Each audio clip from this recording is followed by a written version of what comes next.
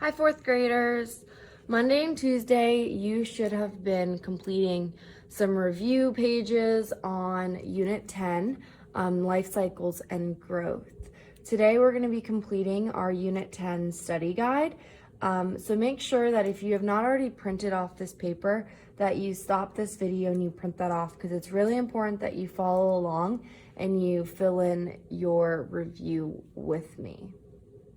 Now, in this video, we're going to be covering like plant life cycles, animal life cycles, heredity, metamorphosis, learned behaviors. So is everything we've learned from Unit 10. So for the last few weeks, everything that we've been learning.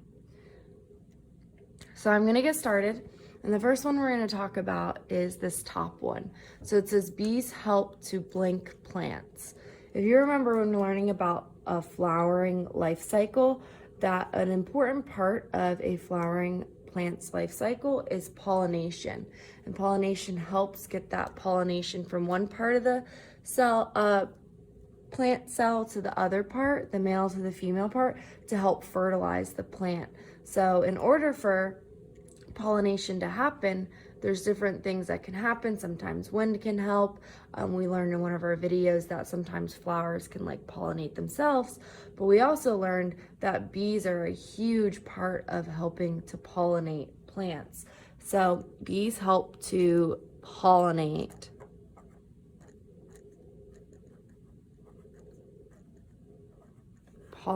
plants. So they help bring that pollen from one part to the other part.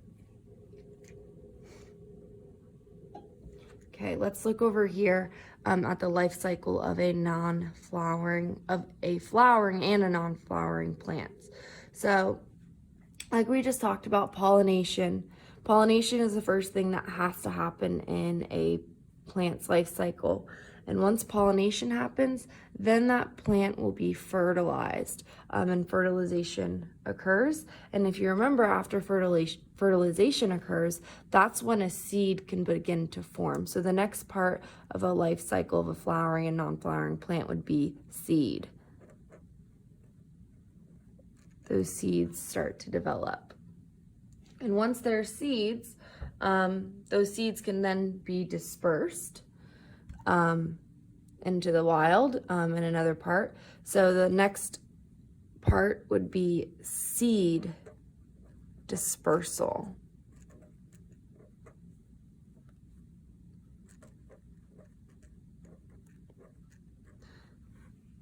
And if you remember, after seed dispersal happens, as long as that seed gets all the right nutrients and has the correct things, germination can then begin to happen to start sprouting a new plant.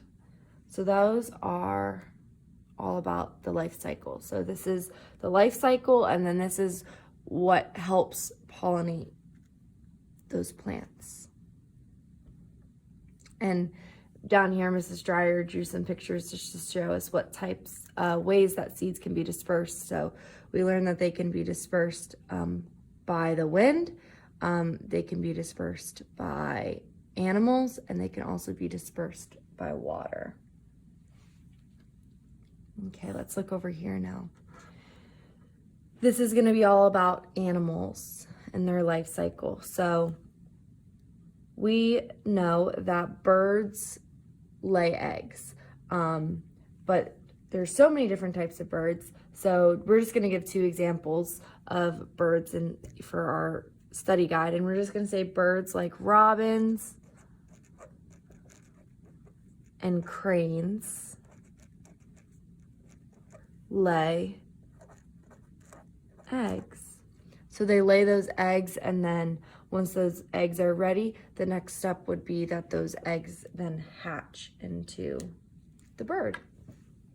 Now, birds are not the only animal that lay eggs, and fish, snakes, and frogs also lay eggs.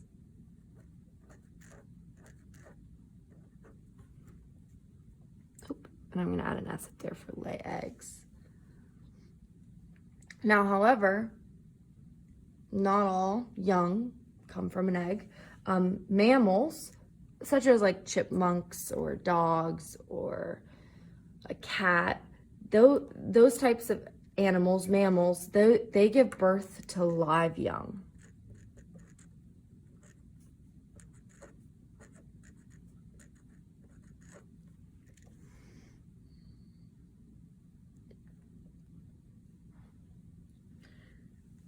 Now that we're on the topic of animals and their life cycles and growth, we learned a little bit about animals' behaviors and if their behaviors are learned behaviors or if they're instincts, just something that comes to them as soon as they're born.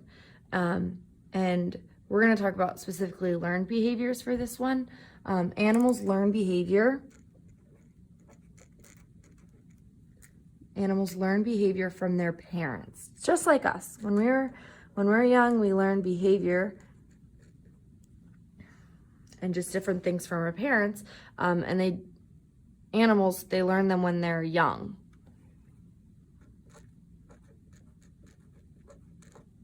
So animals learn behavior from their parents when they are young. And an example of this would be like stalking prey.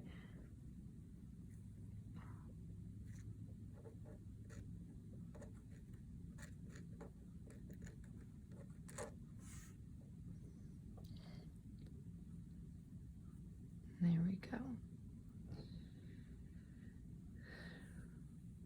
Now over here, we're going to talk a little bit about heredity. And we learned about that at the last week.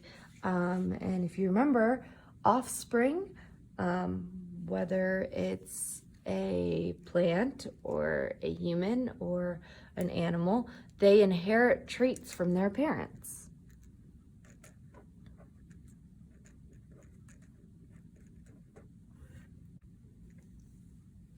So some things that you or we inherit from our parents are things like eye and hair color, the size of your feet, your height, and the shape of your ears.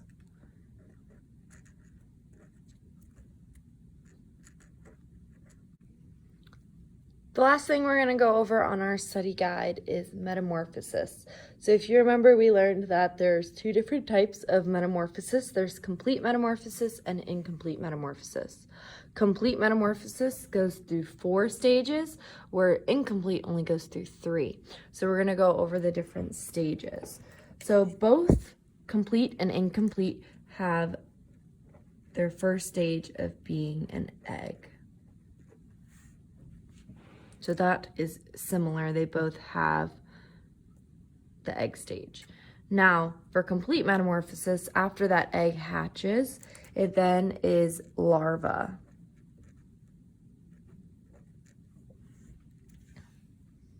And then the next stage would be that larva turning into a pupa. After the pupa hatches, it would then be an adult. So those are the 4 stages of complete metamorphosis. Now, incomplete metamorphosis starts off as an egg, and then once that egg hatch, it's a nymph. And if you remember, a nymph is pretty much, it looks a lot like the adult version, just a little smaller, and it doesn't have wings. And then after it's a nymph, it will then become an adult. Now this next part over here is what makes how a nymph goes to an adult. So we're gonna write right here, I'm gonna turn the paper and write incomplete. I know it's a little small.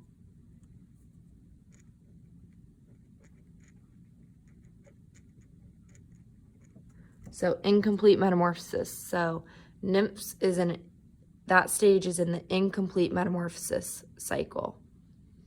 And what I was going to say is that in order for a nymph to become an adult, it has to shed its exoskeleton.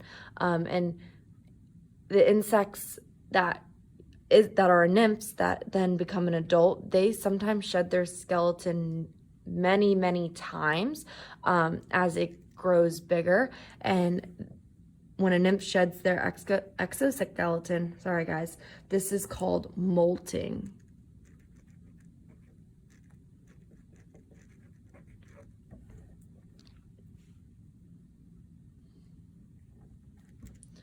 And then really quick, I want to go over one last thing. I forgot that this is up here. It just says animals will change color in their environment, and that's because of the environment that they live in. So animals will change in color because of their environment. So that's all we're going to go over for this test. Make sure that you have completed this and that you study it. It will help a lot on your science test tomorrow. Bye, guys.